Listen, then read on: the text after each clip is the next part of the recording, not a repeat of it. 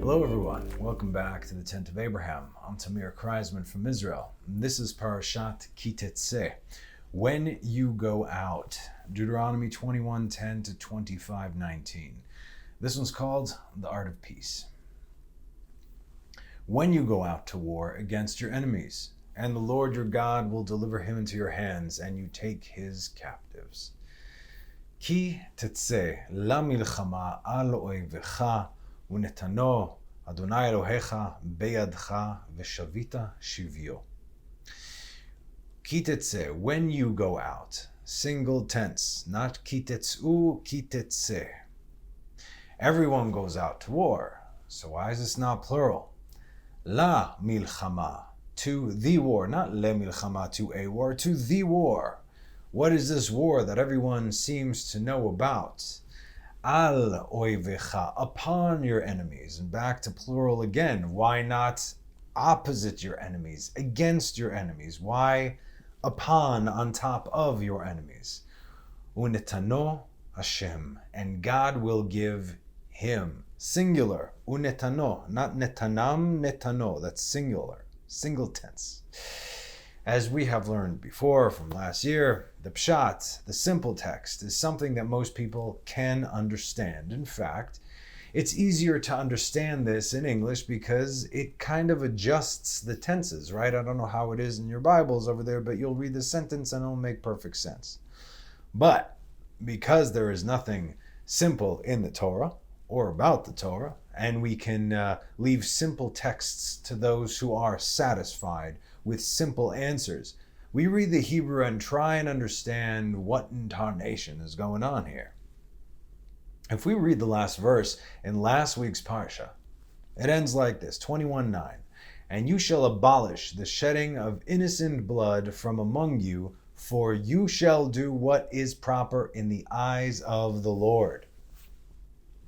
Abolish the shedding of innocent blood, but then go to war? And just so you know, there are two types of war. There's milchemet reshut, which is an optional war. Reshut is option, meaning that whoever you are attacking is not threatening your existence directly. Nevertheless, should you choose to expand your borders, the borders of your land, and no amicable solution can be met, then have at it.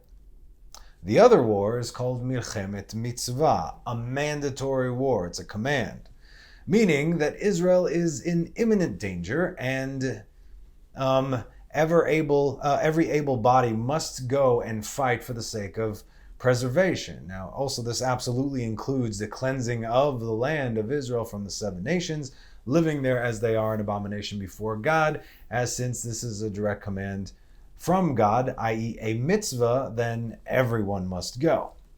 And what war are we speaking of now in our parsha? What's the first word? It's when you go to war, which is very different than if you go to war. But this is not like all the other times that God tells us to go out to war now, is it? Meaning the cleansing of the land type wars, which means that this war is actually optional. And if it's an optional war, why is it given to us in the form of when you go to war? The implication being that we will be going to war whether we like it or not. So one way or another, either way, we go to war. Or the war comes to us. There's going to be a war. And every Israeli knows, is modern day Israeli, you fight a whole lot harder when you have to do it on your own soil, defending literally your own borders, your own land, knowing full well that you are the last and only line of defense that stands between your enemy and your loved ones. That's why every soldier in Israel, these are boys, 18, 19, 20, 21 years old. These are kids. And they wear the uniform and they put themselves in harm's way every single day because their parents are at home. You understand? Their siblings, their friends. They're growing up and they're protecting the very place where they live. It's a whole different mindset. Now, we know also from previous teachings, okay, this is going to be happening a lot, that this is more than just the physical, practical world. Make no mistake, these mitzvot absolutely apply to our lives, as we are commanded to live according to all 613 mitzvot. But with a deeper understanding and a deeper look, and you better believe we're going to go a little bit deeper today, especially done from the right angle, which is Judaism, and in the right time, Elul, the month of, we'll see that now we have a better understanding of seemingly puzzling statutes, chukim, okay, which we have them throughout the Parsha. So after this class, take in that mind frame, read the Parsha again, and you might have a better understanding of why God gave these commands, what they are good for, how they work on you, or how you could use them to work on yourself. And so, when you go out to war against your enemies, and the Lord your God will deliver him into your hands, and you take his captives captive. That's what it says, not to take his captives. Veshavita shivyo, you take his captives captive. Kitetse, when you go out, single tense, when you, the individual, will inevitably go out, whether you like it or not, one way or another, this is going to happen. La milchama, to the war that every single living person is going to have to fight. The war that lasts for as long as you shall live, which is why it's not called a battle, but a war. The war that no matter who you are or where you are from, big or small, rich or poor, is coming for you. The war that no amount of weapons, shields, bodyguards, or fortresses will be able to hold out, because this is the war that wages on inside you every single day. Interesting point. Forgot to mention it here. Well, I'm going to mention it now. Forgot to write it down. Anyway, when we say Shema Yisrael She'al Hamita, right? The Shema that before you go to sleep, we say Shishim Giborim about King Solomon from the Song of Songs, that he placed 60 Giborim around his bed with swords on the ready, Kulan Anshe Milchama, men of war standing to protect him around his bed. Now, this also very well could be true in the physical sense, because once upon a time, Gadot HaMelech Shlomo, how he wrote the book of Kohelet, Ecclesiastes, he messed with the wrong king of the demons, which his name was, I can't name his name right now. I mean, I can, but I should not. Anyway, he helped him build, he subdued him, helped him build the Beit HaMikdash, because there was a stone over there that was too heavy for any human or humans to lift. He subdued the angel with the name of God, and he sort of became his subject, if you will. Solomon got a little bit too cocky. The angel took him over, flung him across his kingdom, took his place, took his form, and anyway, it's a whole nother story. In any case, so Solomon, it says that he had Shishim Giborim Saviv Lemitato, 60 armed champions around his bed, Mipachad Balailot, because of the fear at night that this angel might come for him. However, right afterwards, we say the priestly benediction, right? Birkat Kohanim, we say it to ourselves, which is made up of 60 letters exactly. And these letters are the Giborim, to protect us not only from the outside, from the physical, but also from the internal, So that was cool. Anyway, back to the thing. So this is the war that wages on inside of us, right? That you can't get protection from no matter who you are, not even King Solomon. And since the best defense sometimes is a good offense, if you pay attention, and you should be paying attention now, you will understand just how to get the upper hand. Al oivecha, upon your enemies, plural.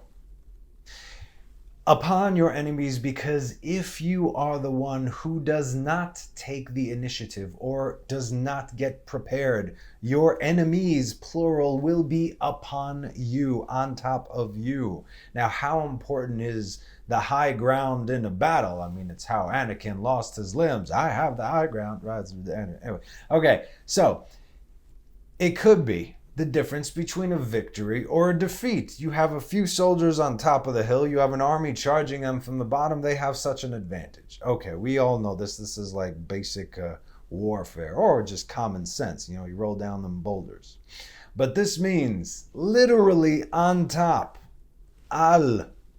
Meaning if you don't go out, your enemies, plural, will surely be upon you. And then for you to get out of that situation is close to impossible. It's possible, but close to impossible. So it's a chaval. Why even get to that point? This is why you need to pay attention. But when you go out to war against your enemies, it is you who will be upon them. And when this happens, and you have done so beforehand, fully comprehending who you fight against, you will see that what? Unetano Hashem Elohecha beyadcha, the Lord your God will deliver him, singular, into your hands. That's what you're going to see when you initiate, when you go out. Unetano comes from the word matana, gift. God will give your now single enemy to you as a gift, nicely wrapped in a pretty pink bow with sparkles. Why is your enemy now only one? Sounded like you need to go out to war against an army, right? Why am I going out to war against one enemy? Well, don't get me wrong. There is an army. In fact, there are many armies out there. Again, remember, both physical and spiritual we're speaking of. So, in the internal spiritual sense that manifests in the physical should be quite obvious at this point. And if it's not, then for the sake of time, and given the fact that there is no time, I'll just give you the answer right now. It's your evil inclination, okay? It's the devil within, if you will. And you can't blame the devil for doing his job. He does it well. And you certainly can't blame him for getting the upper hand either. Not after this class, you can't anyway. The adversary, the enemy, comes in many shapes and many forms. In fact, he comes in every shape and form. And recognizing the obvious is for amateurs, right? You're not going to have Satan coming at you with the horns and a pitchfork. That's too obvious, right? We don't have time to be amateurs right now. There's just no time left. Welcome to boot camp for your soul. The inclination doesn't need everything. He doesn't need all of you, because again, that would also be too obvious. He only needs just an inch. And he can't take it on his own. He cannot. He can only entice you to give it up to him. And once you do, he's already in your house. All the vampire lore, right? Of the vampire can only enter into your domain if you invite them in. Where do you think it all comes from? So when you go out to war, sharpen those stakes, Buffy. It's hunting time. Also, know when to wait, when to prepare. That's a strategy as well. That's called warfare itself. While last year we discussed Sun Tzu's The Art of War is called The Art of War, I figure this year we'll call it The Art of Peace and look at the same thing from a different aspect. So this year we're going to apply Morihei Ueshiba's The Art of Peace. He's the founder of Aikido. Unfortunately, the face of Aikido in the world is Steven Seagal, but please, you could Google this guy, it's amazing. So Aikido does not include punches or kicks. That's why it's not a Steven Seagal thing, but rather using the enemy's own force and momentum against them, subduing them with what they throw at you. The guy was a tiny guy and he was taking on dudes 3 times his size. So this is all part of preparing for war. Know thine enemy. And sure, we can stay locked in our homes, segregated, socially distancing from one another. But if that's the case, while each of us believes that we are safe, the vampires are running the neighborhood. And before you know it, they'll just burn your house down and make you run right out to them with promises of safety, order, and protection. Yep, that definitely sounds satanic to me. Good thing it's only a metaphor. right? Okay. You see, the enemy can and will come as a loved one first, or maybe not a loved one, with open arms. Ah, this is for you. I do this. But when love doesn't work because love is its own downfall, which only the wise seem to be able to see. When it will come, then it will come as fear, as pain, as suffering, threats, doubt, anger, comply, which on their own might seem to be obvious even to the simple-minded. But when you do things just right, and in a certain order, when you just sit back and take it, before you know it, you're going to smell that smoke and it's going to get really, really hot where you're at. Luckily, though, and not suspiciously at all, your enemy is right there with the cure. Oh, did I say cure? I meant with the fire truck, to put out the fire that they obviously did not start. I believe it was the prophet Joel who wisely said back in the late 80s, "We didn't start the fire. It was always burning since the world's been turning." The reason this fire has been started was to get you to react. So anything that is not a constant can and will be used against you. What's the only thing that's constant, though? That's God, and that is His Torah, which has never changed, which will never change. You are the only one that changes. The world changes. The problem is, there seems to be a discussion as to what exactly is the Word of God. I find this hilarious. You see, there was no confusion about that. I mean, well, if there was no confusion about that, there wouldn't be any problems. But it's so convenient, so why not just run with it? Look how many nations are following suit. And you think that you have a lot to go through. Why not make life simple for yourselves? As I always have to say, go to the source.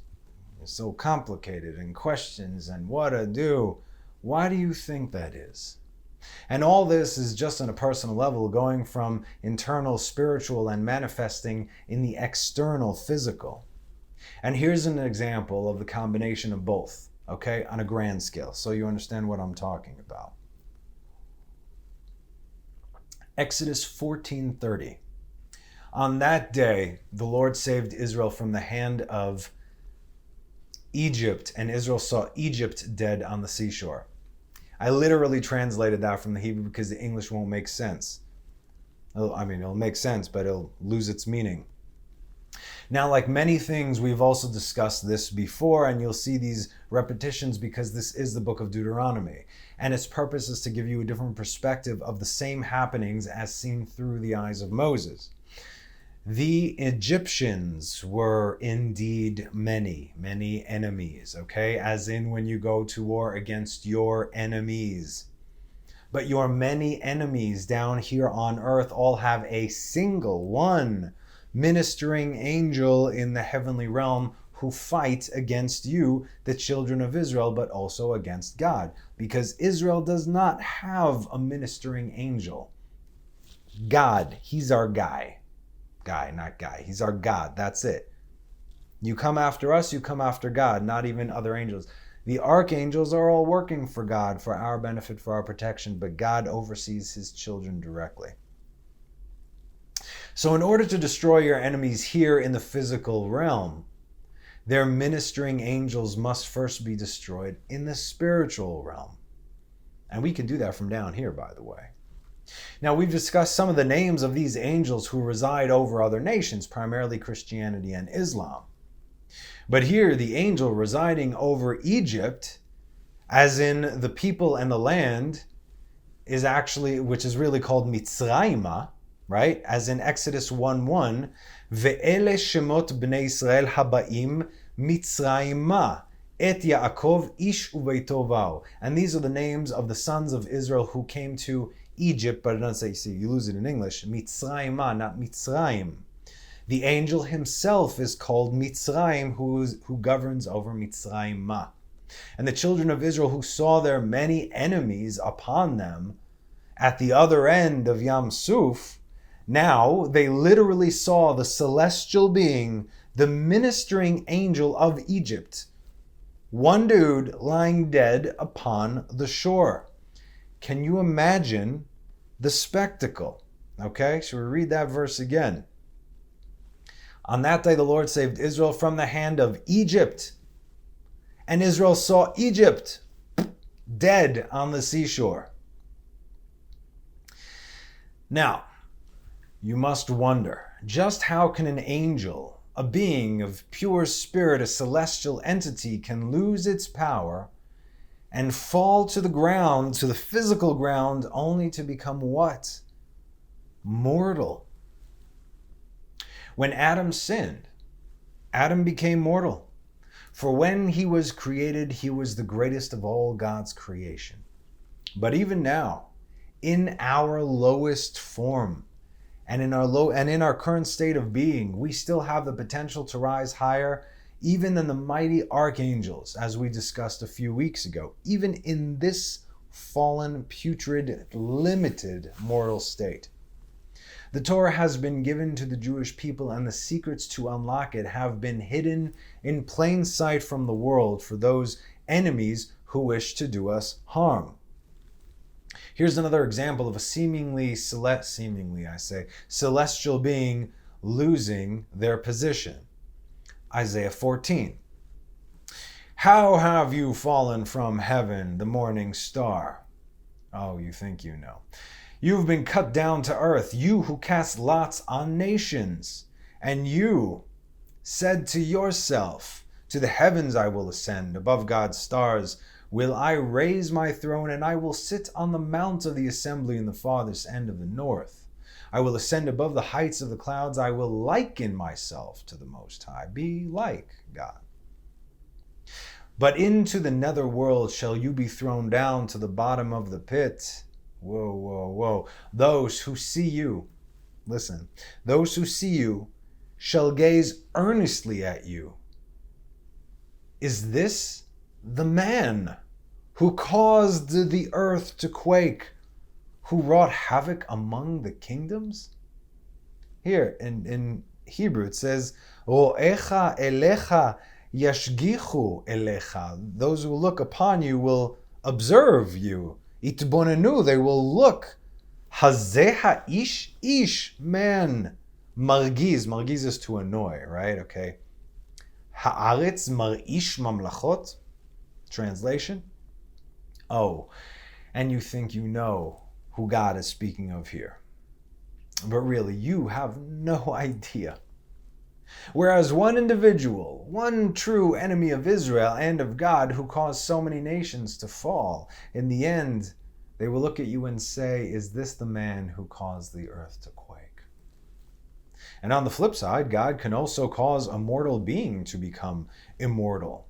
2 Kings chapter 2. And it was when they crossed that Elijah said to Elisha, ask what I shall do for you while I am not yet taken away from you, because he knew it was coming. And Elisha said, please let there be a double portion of your spirit on me. And he said, you have made a difficult request. If you see me taken from you, it will be so, and if not, it will not be. And it was, meaning he knew that it was coming. What happened to Elijah was something that, generally speaking, people cannot see because it was a spiritual sight. So if Elisha could actually see this, that means he had the double spirit of Elijah in order to comprehend what was actually happening. And it was that they were going, walking and talking, and behold, a fiery chariot and fiery horses, and they separated them both. And Elijah ascended to heaven in a whirlwind. And Elisha saw, and he was crying, my father, and the chariots of Israel and their riders. And he saw him no longer. Now he took hold of his garments and rent them in two pieces. Okay, so as we discussed in last year's Parashat Pinchas, and in this year's Parashat Pinchas, how Pinchas is actually Elijah, and Elijah, the prophet, never died, right? Last year was Immortal Beloved, I think it was called. So he still has work to do in this world, and while he is in this world, he takes on a certain human form so he can move freely among us, right? He can look however, because so you never know who you're talking to. And while he goes through the heavenly atmosphere, so it says in the Zohar, he receives a new body of light so he can stand before God.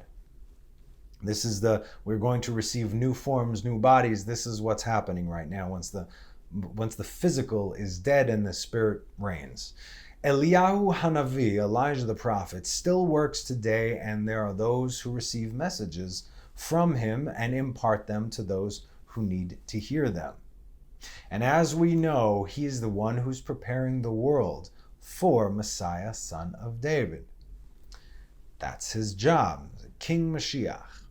And then, now he's not King Mashiach, he's preparing for King Mashiach. I've got to be very clear over here. And then there's one more dude, okay, who we know very little about from the Torah itself, but thank God, really, for extra biblical texts and, the sages, and I'm speaking of Enoch, right? What do we know about Enoch? Genesis 5, and Enoch lived 65 years and he begot Methuselah, and Enoch walked with God after he had begotten Methuselah 300 years, and he begot sons and daughters. And all the days of Enoch were 365 years. And Enoch walked with God, and he was no longer, for God had taken him. Whoa. Who is this guy? Who is this guy that we know so little about? All right. The thing is, we know more than just a little about him, as he became the angel of the Lord, and the angel who is to reign over all the sons of God, meaning the other angels in heaven. Okay, who's this guy? Let's read a little bit from the book of Jasher, okay? It gives us a backlog. And Enoch, by the way, you'll see, Enoch was a king on earth. Because he devoted himself to God. And the day came when Enoch went forth, and they assembled and came to him, all the men of earth. And Enoch spoke to them the words of the Lord, and he taught them wisdom and knowledge. And they bowed down before him, and they said, "May the king live, may the king live." He didn't even want to be king. They said, "No, you be our king, because you're the smartest." He's like, "All right, whatever." And in some time after, when the kings and princes and the sons of men were speaking to Enoch, and Enoch was teaching them the ways of God, behold, an angel of the Lord, another guy, an angel of the Lord, then called unto Enoch from heaven, and wished to bring him up to heaven, to make him reign there over the sons of God, as he had reigned over the sons of men upon the earth. Most people in the world back then were doing wicked, all except for Enoch. Right? And because he was seeking out the Lord, God favored him. And then when he favored him, he couldn't help but speak these words to the rest of the people, and they heard it, and it speaks to your core. When at that time, see where to go. All right, okay. When at that time Enoch heard this, he went and assembled all the inhabitants of the world, of the earth, and taught them wisdom and knowledge, and gave them divine instructions. And he said to them, "I have been required to ascend into heaven. I therefore do not know the day of my going." I don't know when it's going to happen, so it can happen any moment. So let's go. "And now therefore I will teach you wisdom and knowledge, and I will give you instruction before I leave you, how to act upon the earth, whereby you may live." And he did so.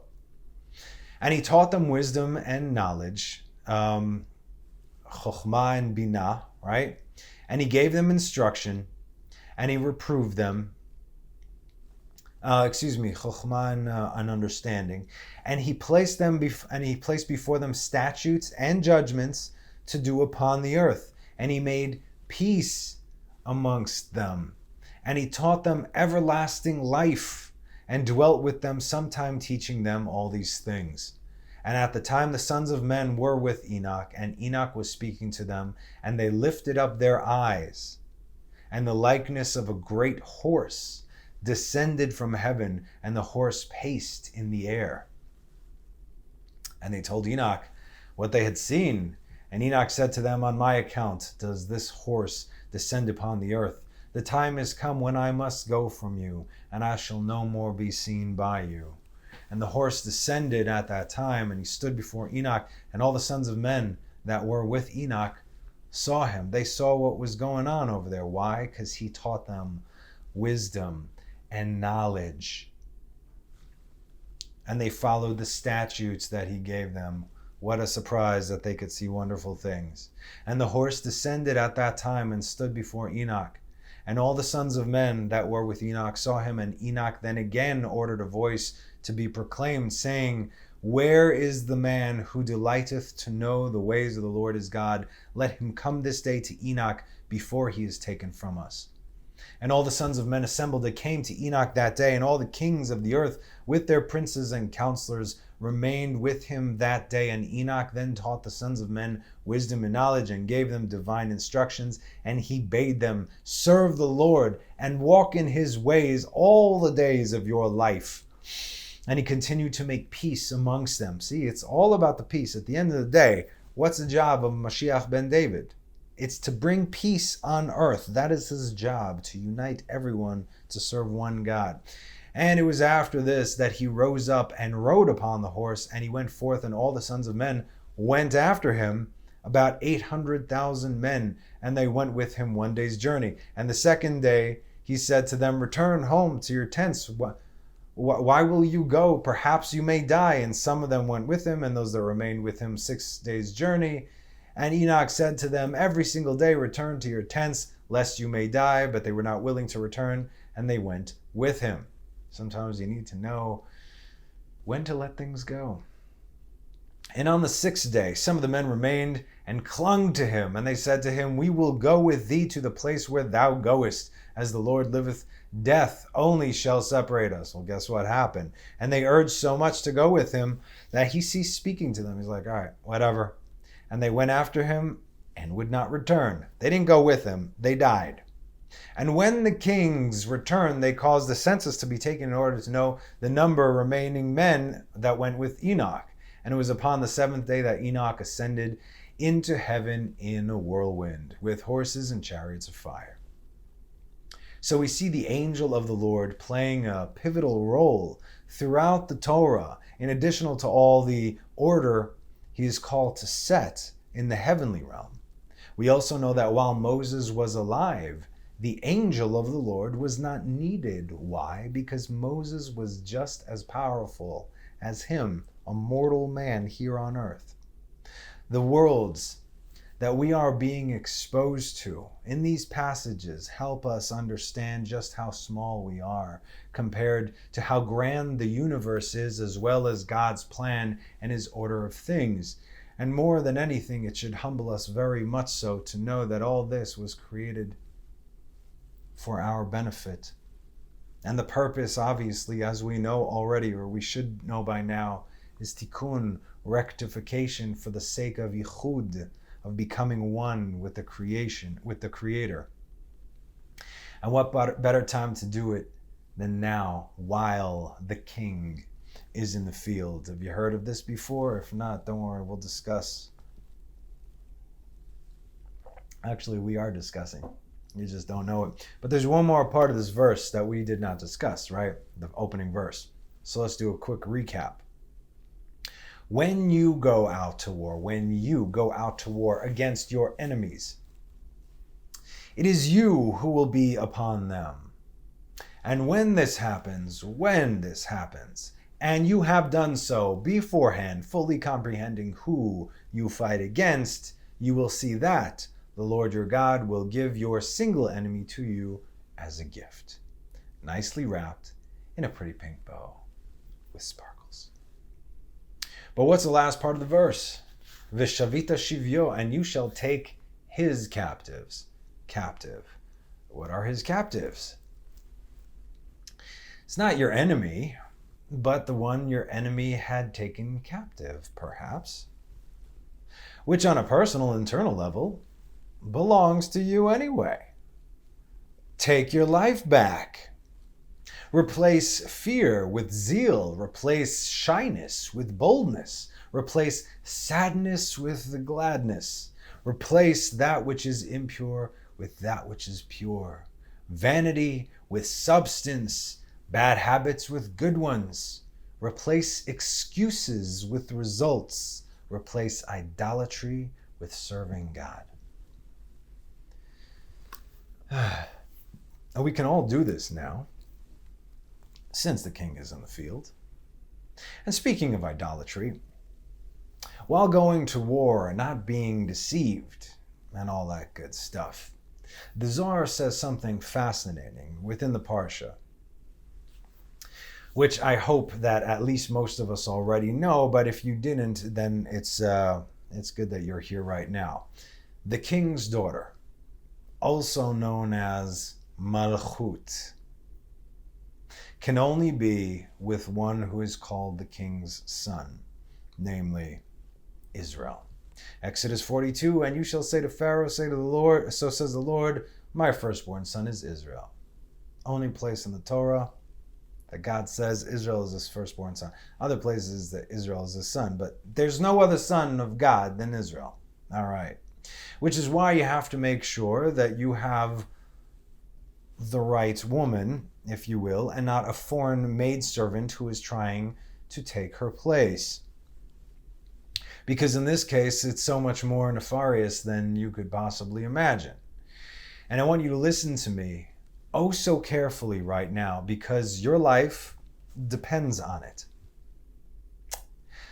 These foreign maidservants, I'm quoting, these foreign maidservants who correspond to the Shekhinah, are from the aspect of poison and death. They are the female aspect of the Samech Mem, of Sammy, as in she who should not be named. And she wishes to become the matron, as in the lady of the house, if you will. Sammy and his female, who is another El, were servants to the Holy One, blessed be He, but later they made themselves into deities. And the Holy One, blessed be He, will remove them out of the world and wipe them away. And how, do you ask, that servants could make themselves into deities? Great question they ask. The generations of the flood in the Tower of Babel knew of them. And they began to make statues of them, burn incense for them, burn sacrifices for them, pray to them, and worship them. And do you know, maybe you didn't know this, but let me tell you, do you know what happens when you, the individual, worships a false god? And I mean, it could be anything or anyone. It is you that creates and gives it life. By the power of worship, those two would descend upon the people and do their bidding and speak through the forms they made. When mixed multitudes live in the world, Sammy and his wife descend into these forms and speak through them. Therefore, the Holy One, blessed be He, will remove them from this world. And this is the meaning of Zechariah 13:2. And it shall come to pass on that day, says the Lord of hosts, I will cut off the names of the idols from the earth, and they shall no longer be mentioned. And also the prophets and the spirit of contamination I will remove from the earth. Thus saith the Lord, right? Yeah. Those are the prophets he's talking about.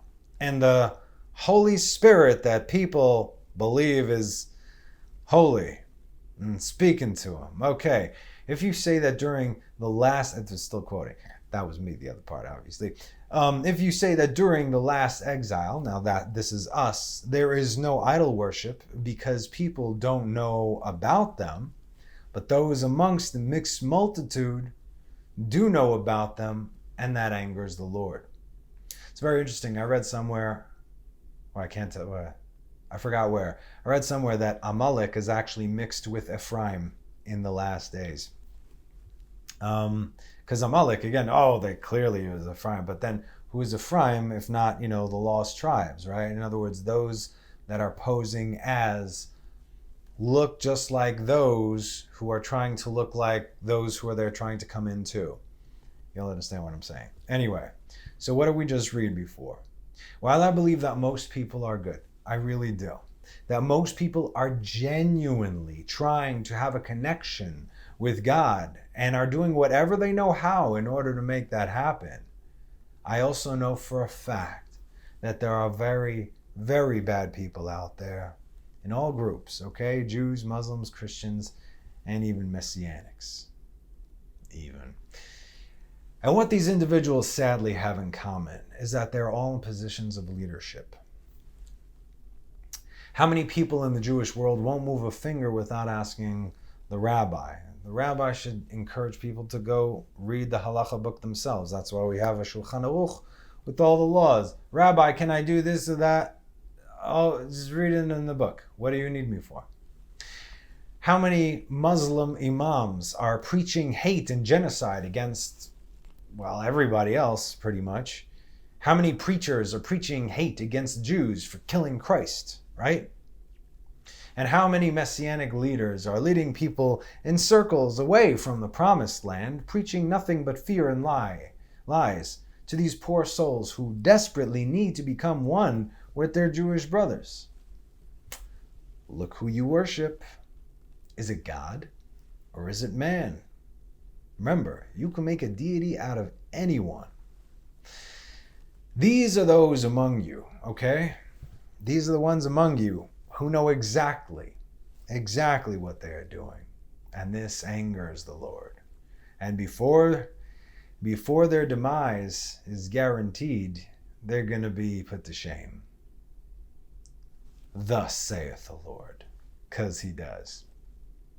You see, that's why when I say the king is in the field, you better hope you know which king I'm talking about. Because if it's the wrong one, if it's the king that you place there for yourself, the one who deceives, then God help you, because he's the only one who can. So with that in mind, let's delve even deeper into the Zohar on the Parsha to try and figure some of the things out regarding the two messiahs, because I know you guys love talking about Mashiach. It's all day long, so okay, no problem. This is in regards to the end of time. For there shall be another vision for the appointed time, and he shall speak of the end, and it shall not fail.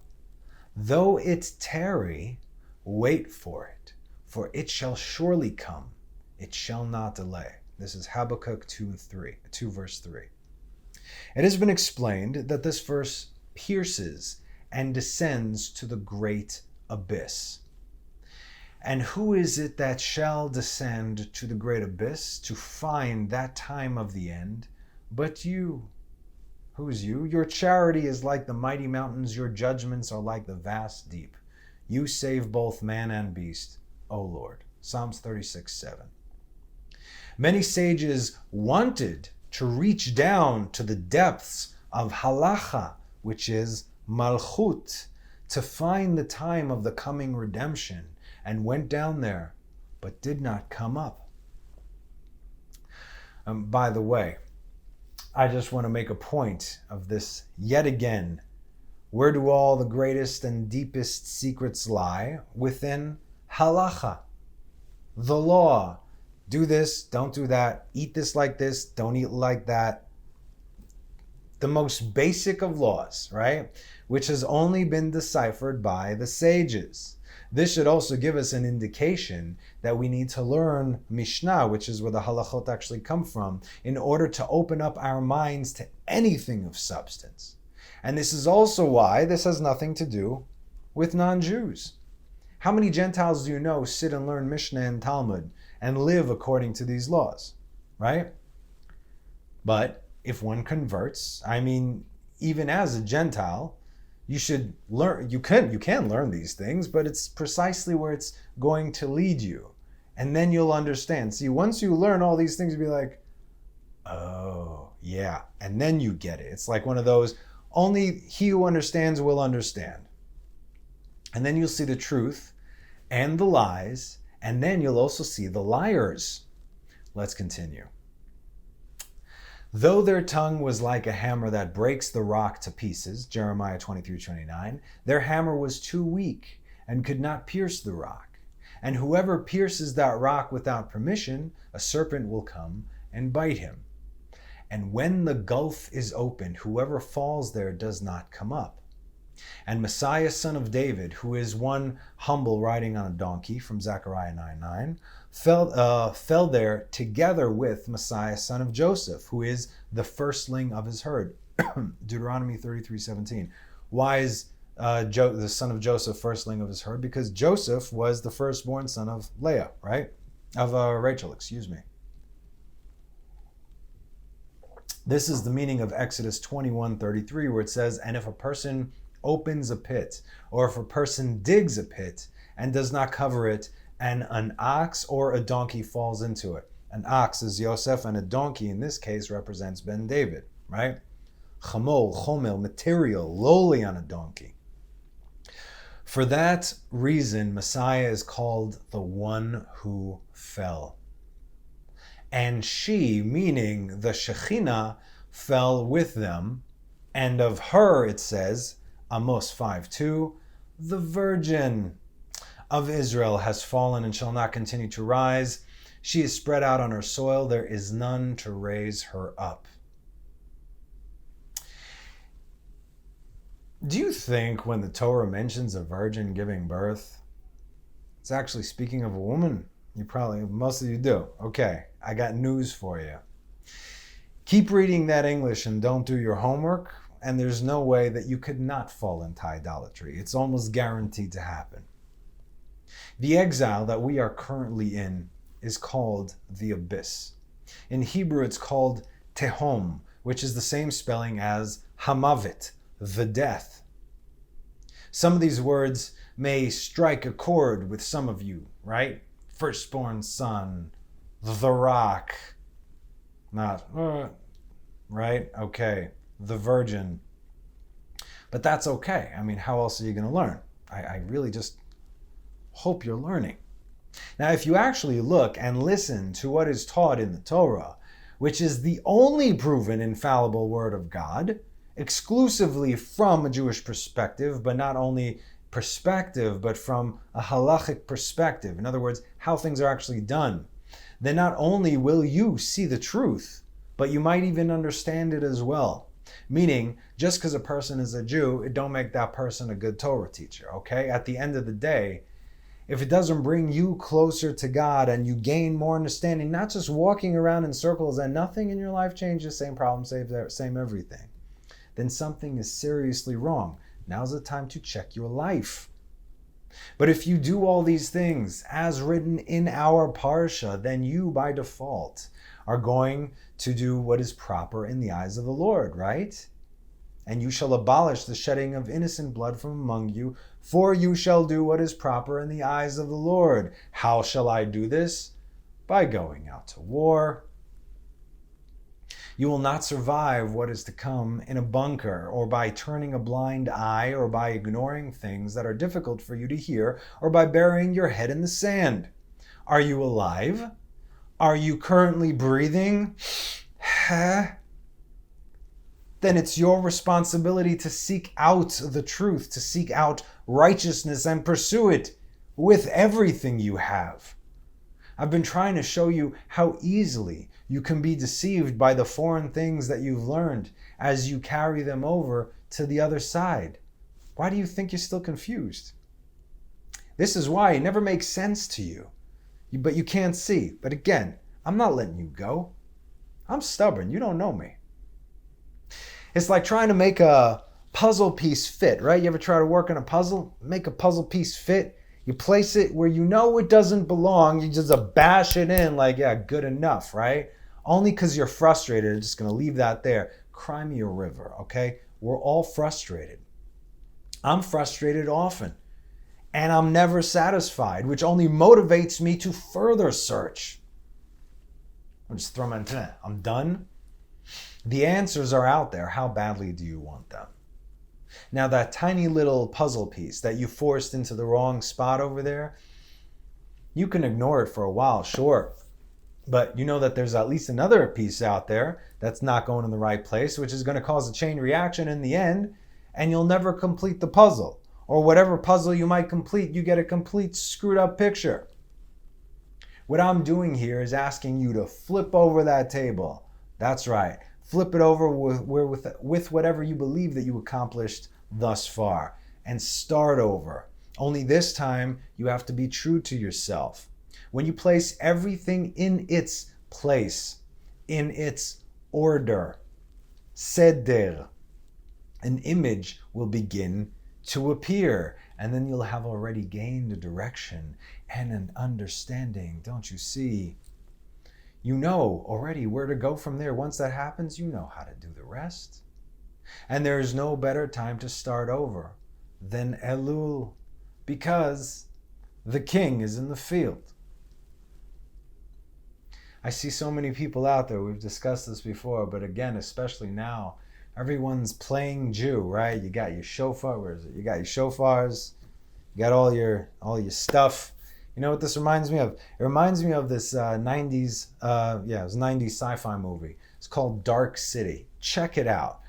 If you didn't see it though, spoilers, nevertheless, check it out. It's a beautiful movie. You'll understand.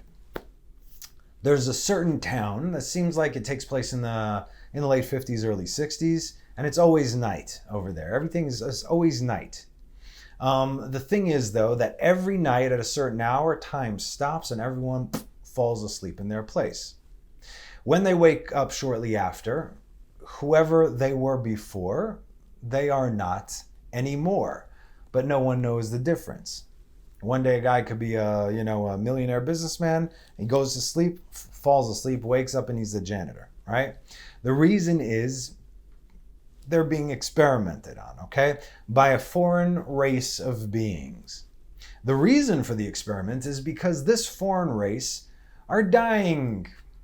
Listen to me, are dying, and they need to understand how humans live. So every time they knock them out, they extract their memories. They got this thing that goes right here into the pineal gland. They extract their memories, they look at their minds, and they try and comprehend humans through this method, through their minds and through their memories. Long story short, they were looking in the wrong place the whole time, right? That's why they could not understand the essence. And so, to our day today, if you are not a Jew, but you're learning Judaism, for the sake of becoming a Jew, that's great. Keep going. But if you do as we do, only when it's convenient for you, and believe that you are a Jew or that you are, Israel or whatever you want to call yourself, simply because you wear our garb or you walk around with the menorah in one hand and a shofar in another, okay, or do some of our mitzvot, then my friend, you too are looking in the wrong place. You are missing the essence. The month of Elul, the time when the king is in the field. Who's this king? What's this field, Tamir? Okay. And what's any of this got to do with me and with Elul? Song of Songs, the book deemed by Rabbi Akiva as Kodesh Kodashim, the book that inhabits the very essence of the universe, gives us the answer. 6:3. Ani ledodi vedodi li, haro'eh bashoshanim. I am my beloved's and my beloved is mine, who grazes among the roses. Elul is spelled Aleph Lamed Vav Lamed. Ani ledodi vedodi li. Roses come with thorns, and we know from a few weeks ago that all these thorns do not belong when the king's roses. Only roses belongs with the king's roses. And what is this field? Oh, it's the Garden of Eden, because you said he's walking. No, it's not the Garden of Eden. Okay? The king is in the field in the month of Elul. What is special about the month of Elul? The answer is nothing is special about the month of Elul. That's why the month of Elul is special. It's the field. It's where you work. It's your daily grind. The last place that you think the king, or where the king's at, that's where he's at. If you get a visit from God, okay, the king of the universe, where would you think it best for him to go, right? Well, okay, let's say God's coming to your house. God, the king, is coming to your house. When do you want him to come to your house? Most people will probably say Friday night. Yeah, Friday night dinner, the best night of the week, of course, when I'm dressed my best, the table is set to perfection, the wine is out, the candles are lit, the smell of warm bread and delicious food fills the room, the calmness and the tranquility in the air. Oh yeah, come now, king, now. No. Well, how about when I'm in the synagogue before dawn, praying my heart out with all my Jew items on, right? I wrap my tefillin, my shield on my arm, and I place my head tefillin, the crown on my head, and I consummate the bond between the King of the universe and myself upon my finger, also with the tefillin, just like another ring, only here, right? One beloved gives to another. Not to mention my beautiful talit wrapped around me with the tchelet tzitzit swinging in all directions. I'm zealous for God. Come on, King, let's do this now. Now come visit. No. I said the field. Where I live and work and am busy with breathing and dealing and providing and possibly serving. The king is in the field because as much as all those Jewy objects, which anyone can pick up from any store and look like a Jew, that's not the point. First of all, if you're not a Jew, it's meaningless. All these things are meaningless because there's no mitzvah in it for you. I always have to follow that line with, but you can become a Jew, because a lot of people get offended. I don't want to offend anybody, but even that's going to stop shortly. The king sees past the garb, past the grandeur, past the performance. The king sees all. He sees us when we are weak. How do we react? He sees us when we are tired and frustrated. How do we behave? He sees us when we struggle. What do we do? It's not the titles that define who we are, but what we do when things get tough, and they get tough. This is something that the nations will never understand because they believe that they can just steal our stuff and look like us and therefore become us. But it doesn't work like that, baby. The king is in the field because he sees. He sees who are his. And it is the king from on high who chooses to come down to where the peasants, seemingly peasants, toil and labor. And one more thing to think about, because you're thinking the king's in the field. When the king is in the field, do you really think he's going to dress like a king? Do you really think he's going to look like a king? No. Because then you'd all be like, oh, here you go, let me help you out all the time. It doesn't work like that. You won't see him unless you have eyes to see. Unless you know what to look for, unless you have been paying attention, unless you have cut out idolatry from your lives, like the cancerous tumor that it is. Because that stuff will kill you.